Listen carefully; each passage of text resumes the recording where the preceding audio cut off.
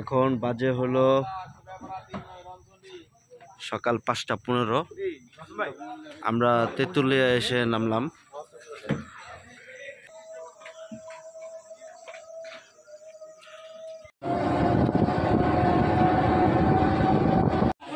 কাঞ্চনজঙ্ঘা দেখার জন্য সবাই ভোরবেলা থেকেই এই ডাকবাংলোতে এসে হাজির হয়েছে।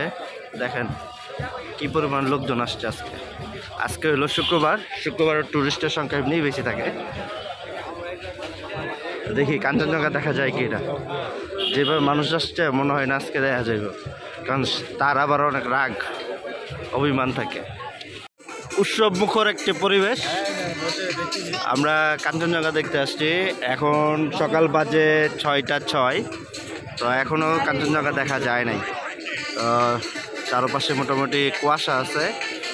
তো আশা রাখি আজকে দেখা যাবে। আর ভরপুর লোকজন, আজকে ভরপুর লোকজন। আর 10 মিনিটের মধ্যেই দেখা যাবে। 10 মিনিটের মধ্যে এই যে একটা উৎসব মুখর একটা পরিবেশ। ঠিক আছে, উৎসব মুখর পরিবেশ। এই যে সূর্যের আলো যত পড়তেছে তত এটা পরিষ্কার হচ্ছে।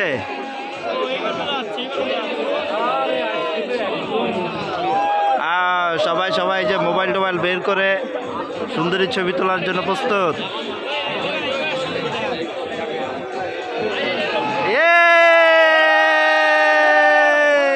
মাশাআল্লাহ মাশাআল্লাহ, সুন্দর সুন্দর। আরো ক্লিয়ার হবে আজকে, আরো ক্লিয়ার। এই যে অলরেডি মাত্র সূর্যের আলো পড়তেছে, অলরেডি দেখা যাচ্ছে তাকে। এটা আরো পরিষ্কার হবে, আরো পরিষ্কার গোল্ডেন কালার হয়ে যাবে কিছুক্ষণের মধ্যেই। এখন বাজে হলো 6:15।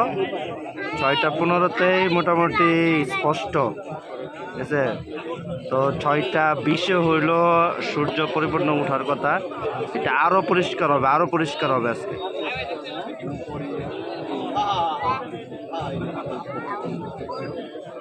সময় যতই যাচ্ছে ততই কাঞ্চনজঙ্ঘা কালারফুল হচ্ছে।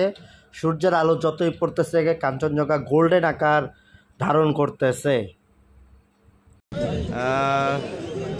আজকে এই বছরের সেরা ভিউ দেখা যাবে আশা রাখি।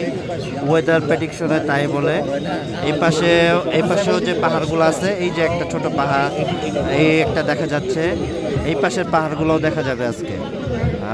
এটা হলো এই যে দেখেন রোদের আলোতে মোটামুটি দেখেন কত সুন্দর হয়েছে, দেখতে চমৎকার লাগতেছে। আমরা আর একটু জুম করি। চমৎকার লাগতেছে, চমৎকার চমৎকার।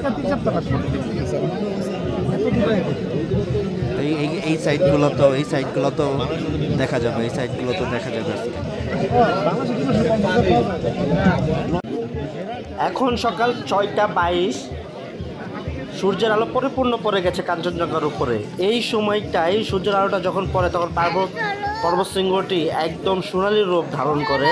তেঁতুলিয়া ডাকবাংলো থেকে 100 থেকে 120 কিলোমিটার দূরের এই পৃথিবীর বৃহৎ তৃতীয়তম পর্বত শৃঙ্গ, যার উচ্চতা 8,576 মিটার। এটা যদি ফুট হিসাবে আপনি হিসাব করেন তাহলে 28,169 ফুট উঁচুর একটি পর্বতশৃঙ্গ আমরা বাংলাদেশের তেঁতুলিয়া থেকে দেখতে পাচ্ছি।